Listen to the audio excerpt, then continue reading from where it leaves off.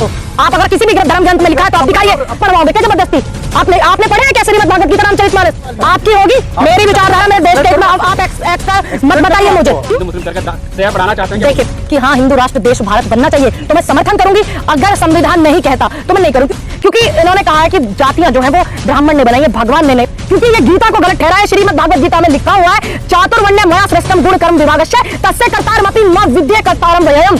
अर्जुन, ब्राह्मण क्षत्रिय वैश्य और शूद्र इन चारों वर्णों का समूह गुण और कर्मों पर मिस्टर भागवत से मैं पूछना चाहती हूँ, आप किस हैसियत से बैठे हो? शांति से सुनिए मेरी बात, सुन लीजिए मेरी बात, आप मेरी बात सुनिए। मेरे से सवाल आप जात-पात पे कर रहे हैं और होश में ही पूरे करना। सामने आ रहा तो उसे ब्राह्मणवाद फैलाया जा रही है कि मेरे देश के किसानों के वजह जात देख करके नहीं, ये हिंदू है।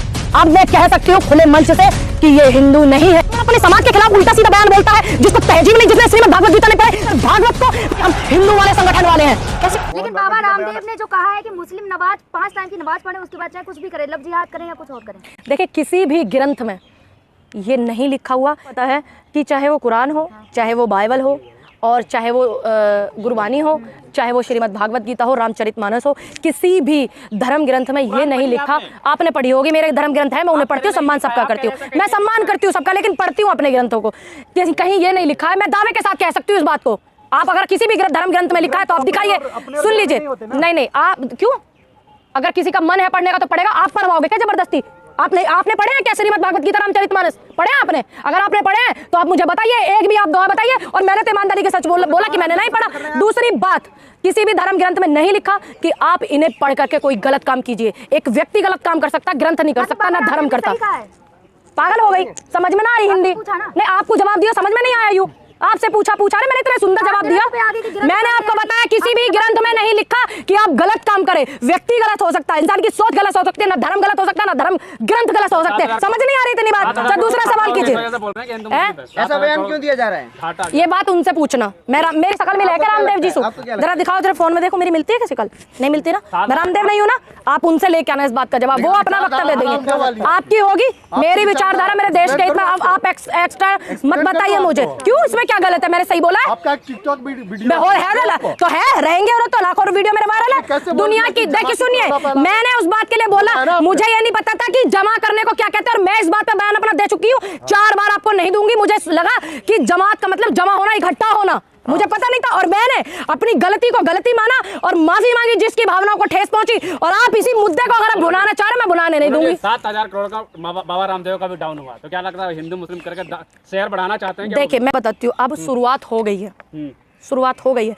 जो गरीब को सताता है, जो इस किसान को सताता है, इसकी फसलों को हड़पने का काम, जमीन को हड़पने का काम यही लोग कर रहे थे ना, लेकिन अब शुरुआत हो गई है। और अभी सिर्फ ये अडानी ही नहीं है, जब देखना कितने सारे चेहरे बेनकाब होंगे। अभी शांत रहिए। देखिए मैंने ये बता दिया, अब वो क्या समर्थन करते हैं। मैं समर्थन इस विषय में, देखिए धर्म चलता है संतों से, देश चलता है संविधान से। जो संविधान में चीज़ें हैं मैं उसको मानूंगी देश के लिए। अगर संविधान में लिखा है, संविधान इसकी आज्ञा देता है कि हाँ हिंदू राष्ट्र देश भारत बनना चाहिए, तो मैं समर्थन करूंगी। अगर संविधान नहीं कहता तो मैं नहीं करूँ, क्योंकि मैं संविधान को मानती हूँ। मैं क्यों, आप नहीं जानते? मुझे पता नहीं है। भारत एक धर्मनिरपेक्ष देश है, सबको पता है। तो मैंने तो अभी 4 दिन पहले भी जब पीसी करी थी तब भी बोला था। आप सुनते नहीं है, देखते नहीं है आप, या आपको जो लोग जवाब देते हैं, जनता की आवाज उठाते हैं, सिर्फ उनके आपको उल्टा करना आता है, सही करना नहीं आता आपको। सीधा आता है, सबको पता है भारत एक धर्मनिरपेक्ष देश है, संविधान में लिखा है। अगर संविधान में ये लिखा है, आप ये क्यों कहते हैं संविधान इजाजत देगा? मैंने तो फिर क्यों नहीं बोलूंगी? अरे मैंने तो बोला, मांग रहे हैं, उस पर क्या कहेंगी? मैंने अभी आपको बताया, जवाब इनका दिया ना। अगर आप 4 लोगों की, 6 लोगों की मुझसे बात करें, गलत कर रहे हैं, क्योंकि सबको पता है संविधान में क्या है। संविधान अगर कहता है हिंदू राष्ट्र बने तो बने, नहीं कहता तो नहीं बने, क्योंकि भारत एक धर्मनिरपेक्ष देश है। नहीं, संविधान यही कहता है कि भारत एक धर्मनिरपेक्ष देश है, सभी धर्मों को सम्मान दिया गया और बराबर की जो है समानताएं दी गई है, सबको पता है। आपने नहीं पढ़ा? आपने, मेरा अलग है क्या? मेरा अलग है क्या? संविधान अलग है क्या? मेरा संविधान मेरा अलग है क्या? अलग है। आप हाँ ना कैसे पूछ रहे हो, जब मैंने पूरा इतना लंबा चौड़ा आपको जवाब दिया? आप क्यों दिया इनडायरेक्टली? जितना खुल के मैं बोलती हूँ इसलिए आप यहाँ आए हुए हैं, नहीं तो नहीं आते। मैंने आपको जवाब तो मुझे डाउट है। नहीं, आपको है ना, मैं आपको सर्टिफिकेट नहीं दूंगी। आपको मैं सर्टिफिकेट देने के लिए नहीं बैठी हुई हूँ। मैंने आपको बता दिया संविधान में क्या लिखा हुआ है, और मैं संविधान को मानती हूँ। जाति को लेकर बहुत बड़ी जी, भागवत जी का बयान कैसे देखते हैं आप? मैं बनाई जाती है। देखिए, अच्छा आप मुझे इतने पत्रकार खड़े हैं, क्या आप भी उनके जब सवाल से इत्तेफाक रखते हैं क्या? सही बताइएगा। सवाल है, जवाब आना नहीं, मैं जवाब दूंगी और बहुत अच्छे से दूं, मैं अपना जवाब दूंगी। ब्राह्मण समाज से आती हूँ, मेरे दायित्व भी बनती है, मैं देश की बेटी हूँ। आरोप लग गया ये। किसका आरोप है ये? क्यों, किसने कहा? किस ब्राह्मणों के ऊपर? जो देश का नहीं है वो किसी का नहीं। दूसरी बात, क्या मैंने आपसे एक सवाल पूछा, आप सारे पत्रकार जो हैं, क्या मोहन भागवत जी की बात से इत्तेफाक रखते हैं? ब्राह्मण आपसे मैंने आपके ऊपर भी एक सवाल पूछा है। हमेशा आप पूछते हो सवाल और मैं कभी नहीं पूछती हूँ। ये सिर्फ सिस्टम जो चल रहा है अडानी का पीछा छुड़ाने के लिए, और इससे ज्यादा कुछ नहीं है। क्योंकि इन्होंने कहा है कि जातियां जो हैं वो ब्राह्मण ने बनाई है, भगवान ने नहीं। और मैं आपको एक बात क्लियर कर देती हूँ कि श्रीमद् भागवत गीता में लिखा है साफ साफ, जो कृष्ण की श्रीमद् भागवत गीता यही कहते ना कि हम हिंदू हैं, तो इसका मतलब इन्होंने नहीं पढ़ी है, ये हिंदू भी नहीं है। ये भी क्लियर हो गया है, क्योंकि ये गीता को गलत ठहराया। श्रीमद् भागवत गीता में लिखा हुआ है, चातुर्वर्ण्य मया सृष्टम गुण कर्म विभागस्य तस्य कर्तारमपि मां विद्ये कर्तारम वयम्। हे अर्जुन, ब्राह्मण क्षत्रिय वैश्य और शूद्र, इन चारों वर्णों का समूह गुण और कर्मों के विभाग पूर्व मेरे द्वारा रचे गए। इस प्रकार से सृष्टि रचना आदि कर्म का कर्ता होने पर बुझ अविनाशी परमेश्वर को तू वास्तव में एक करता ही जान। ये लिखा हुआ है श्रीमद् भागवत गीता में। और मैं ये क्लियर कर दूं कि श्रीमद् भागवत गीता के जो रचयिता हैं, जिन्होंने वो लिखी है, वो महर्षि वेदव्यास जी हैं। और महर्षि वेदव्यास जी ब्राह्मण नहीं हैं, ये भी मैं आपको क्लियर कर दूं। दूसरी बात, एक व्यक्ति राजनीति लाभ पहुंचाने के लिए संघ को, भारतीय जनता पार्टी को, सत्ताधारी पार्टी को, ठीक, अगर समाज को बदनाम करता है, वो किस हैसियत से बैठे हुए इस पद पर? मिस्टर भागवत से मैं पूछना चाहती हूँ, आप किस हैसियत से बैठे हुए?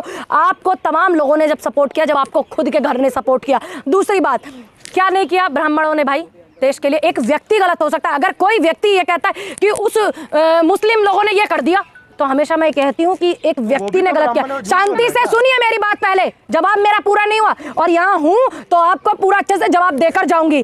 तो उसमें उसका पूरा धर्म गलत नहीं हो सकता। अगर एक व्यक्ति कहता कि दलित ने ये कर दिया, नहीं, एक व्यक्ति ने किया है, पूरा दलित समाज गलत नहीं हो सकता। एक व्यक्ति के कहने से आप किसी के समाज को कैसे गलत कह सकते हो? कैसे आप हिंदू को गलत कह सकते हो, मुस्लिम को, सिख को, ईसाई को, कैसे बौद्ध पारसी को कैसे कर सकते हो? एक व्यक्ति गलत हो सकता है। दूसरी बात, ब्राह्मणों ने क्या नहीं किया?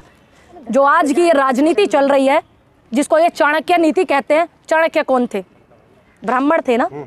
कौन थे? संगीत के इतने बड़े बड़े विद्वान, तानसेन जैसे लोग, लता मंगेशकर जैसी हमारी देश की, ये क्या है? मैं सिर्फ अभी जवाब दे रही हूँ, मैं आपके सवाल का भी जवाब दूंगी, पहले मुझे सुन लीजिए।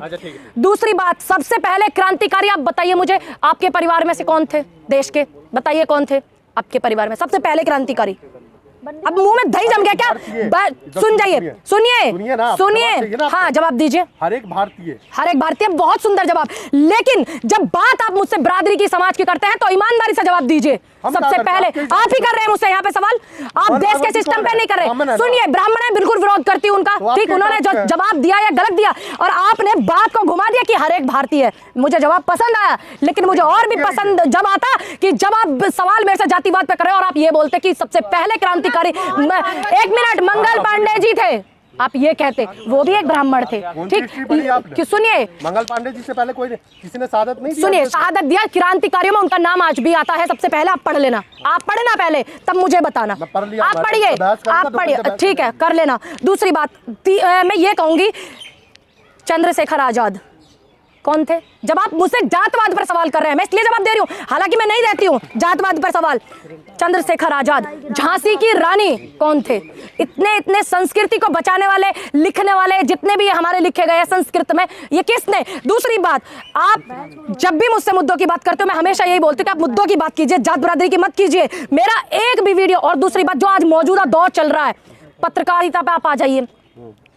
प्रज्ञा मिश्रा, अभिषार शर्मा, दामिनी शर्मा और आपका वाजपेयी जी जो है, ये तमाम वो पत्रकार हैं। मैं आपकी भी तारीफ करती हूँ, मुझे घूर कर ऐसे मत देखिए कि मुझे खत्म ही कर दोगे, मैं नहीं डरने वाली। ये जो पत्रकार है, साक्षी जोशी, मैं नहीं डरने वाली, आप मुझे खत्म नहीं कर दोगे। दूसरी बात सुनिए, आपको जो बोलना है बोलिए।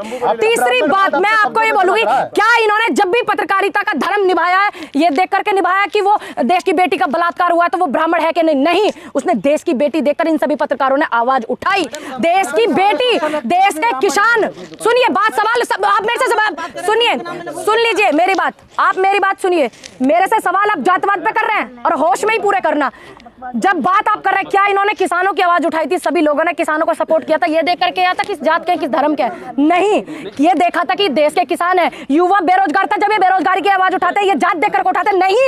ये देखते हैं कि देश का बेरोजगार है, बेटी का बलात्कार हो जाता है, ये नहीं देखते कि कौन मनीषा वाल्मीकि है, कौन कौन सी है, ये पता है कि देश की बेटी है, कौन हाथरस खान। तीसरी बात, सिर्फ ये जो पूरा प्रकरण हुआ है, अब मैं आपको इसका निष्कर्ष निकाल के बता देती हूँ, जिससे कि आप जातवाद पे सवाल न करें, देश के सिस्टम पे करें। दूसरी बात, मैं बस ये बोलूं, सुनिए, प्रकार से अगर यही बयान किसी और जाति या किसी और धर्म पे आता, एक मिनट पूछने दीजिए सवाल। किसी और धर्म या किसी और जाति पर अगर ये बयान आता तो अब तक क्या होता? अब तक ये प्रदर्शन होते। अगर ब्राह्मण मैदान में आ रहा है तो उसे ब्राह्मणवाद फैलाया जा रहा है, ये क्यों बोल रहे हैं? ये इनसे मैं हैरान हूं, ऐसे लोगों की व्यवस्था से, कि आज जब देश की बेटी का बलात्कार होता तो हमारा दिल दुखी होता। हमने आवाज उठाई, आप एक भी मुझे टैग बता दीजिए कि मैंने कभी भी अगर आवाज उठाई है, किसी की जात देखकर उठाई है, धर्म देखकर। मैंने बिल्किस बानो की भी आवाज उठाई है, मैंने मनीषा वाल्मीकि की आवाज उठाई, मैंने देश के किसानों की आवाज उठाई, जात देख करके नहीं, ना धर्म देख करके, मैंने उठाई देश की बेटी, देश के किसान देख करके। तीसरी बात, जब ये सारा जो सिस्टम है, अब आप सोचिए कि ये